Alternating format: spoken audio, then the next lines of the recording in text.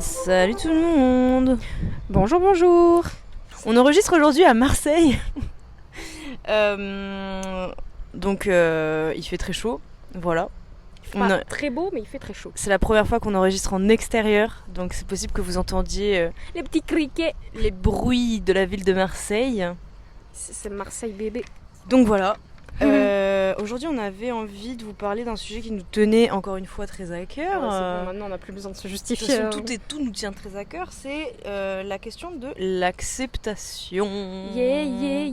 Avant toute chose, trigger warning. Non, je plaisante. C'est juste qu'en fait, si vous entendez des hihihi, c'est parce qu'il y a une guêpe qui éventuellement a volé trop près de nous et qu'on s'est barré en courant. Voilà. Donc si jamais au ciao. montage, on n'arrive pas à couper les bruits, pour que vous sachiez pourquoi on fait ça. Voilà. Alors, Amélie, pour toi, c'est quoi l'acceptation ? Deux choses. Pour moi, il y a une histoire de lâcher prise et surtout, je pense que c'est la fameuse phase finale de notre très cher deuil, notre ami, notre meilleur ami. Et toi ? Mais qu'est-ce que c'est concrètement ? Parce que notre super ami Google nous a dit l'acceptation, c'est le fait d'accepter. Merci Google, on savait pas. Donc l'acceptation, qu'est-ce que c'est ? On vous l'a déjà dit il me semble, dans l'épisode du bonheur, si je dis pas de bêtises. L'acceptation, c'est un outil qui est formidable entre grosses guillemets, le développement personnel, non, juste dans la vie en général, c'est un outil qui est formidable parce qu'il permet de débloquer énormément de situations et c'est souvent aussi le précurseur d'un passage à l'action ou d'un changement.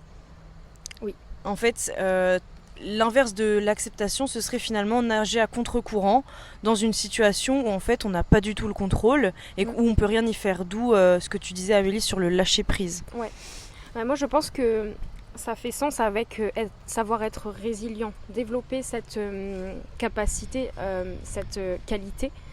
Et qu'est-ce que la résilience ? En fait, c'est la capacité justement à surmonter les chocs traumatiques. Et attention, arrêtons de minimiser tout ce qui a pu nous impacter. Je vous invite aujourd'hui à ouvrir votre cœur. Nous ne sommes toujours pas une secte, mais c'est véridique. Je vous invite à ouvrir votre cœur parce que j'ai déjà pu l'évoquer dans d'autres épisodes aussi. Je crois qu'on parlait, d'avoir le courage.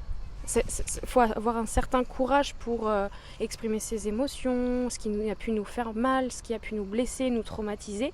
Et donc le fait d'avoir le courage d'ouvrir son cœur, c'est être résilient et c'est surtout le contraire de je reste dans mon confort, dans ma zone de confort, en laissant mon cœur fermé parce que j'ai peur d'exprimer mes émotions. Finalement. Il y a un truc qui est fou, c'est que, et c'est là où on va pouvoir aborder notre première partie, c'est que l'acceptation, ce serait presque un échec.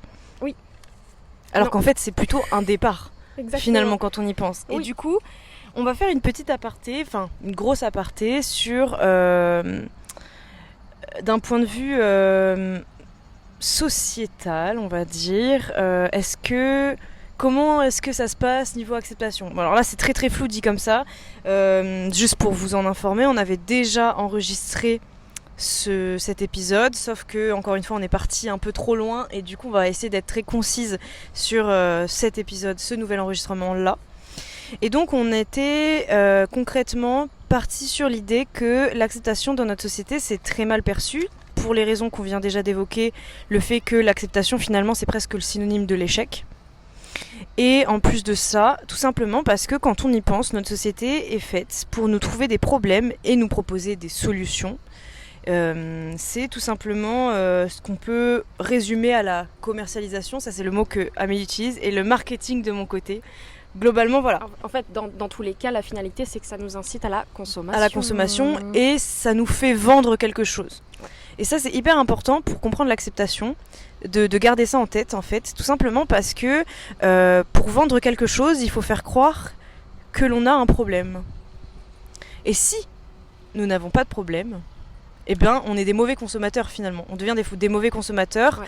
Et on n'enrichit pas la société. Exactement. On n'enrichit pas... Ça me fait penser à un petit aparté où je me questionnais, je t'en ai parlé, sur le fait que ceux qui sont malades mentalement, que l'on définit comme étant... Alors attention à prendre avec des pincettes, il y a de vrais malades, ok, c'est ok. Ceux qui sont malades mentalement, finalement, ce seraient les gens normaux.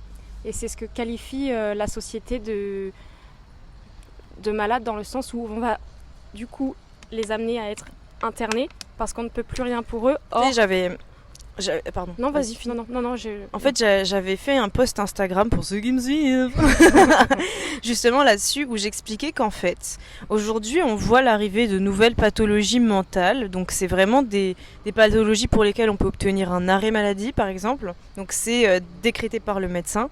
Dans ces fameuses maladies, nous avons la dépression et le burn-out.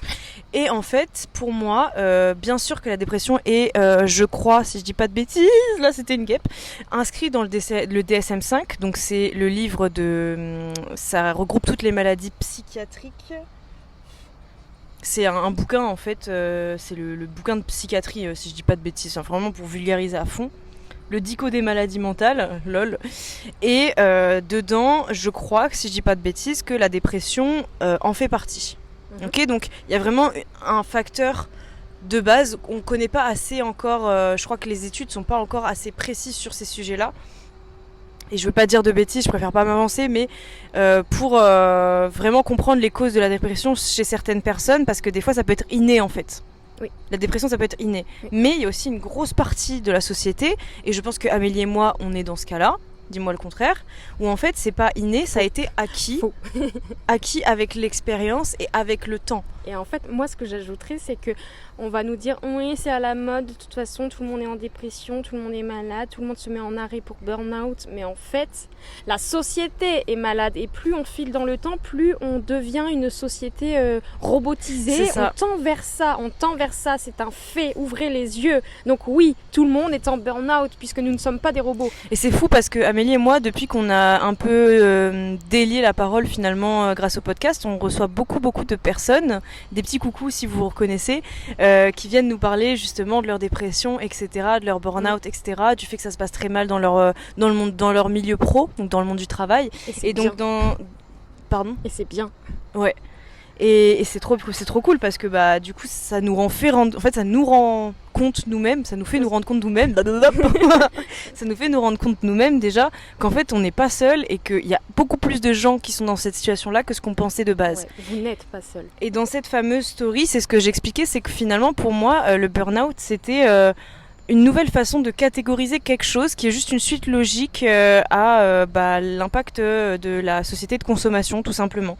C'est-à-dire que pour que la société de consommation soit croissante, c'est-à-dire pour que la croissance économique, je ne vais pas dire de bêtises encore une fois, je ne suis pas économiste donc ça se trouve je dis des bêtises, mais pour qu'on soit encore dans une logique de croissance économique, il faut ce qu'on appelle de la rentabilité et de la productivité.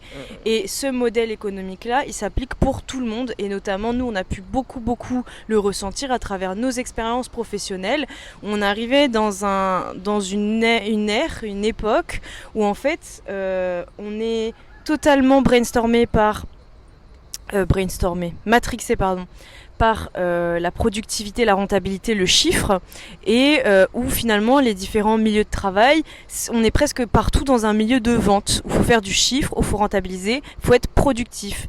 Et du coup en fait c'est jusqu'à la fin, à force de vouloir nous rendre productifs, on finit par atteindre les limites de l'humain tout simplement, parce que ce n'est plus possible physiquement pour un humain de tenir un tel rythme, d'où l'apparition du fameux burn-out, qui pour moi n'est pas une nouvelle maladie mentale qui a popé comme ça du jour au lendemain. Non. En fait pour moi c'est juste la continuité logique de ce qu'on nous fait subir. Et de ce qu'on est en train de créer. Voilà, tout simplement.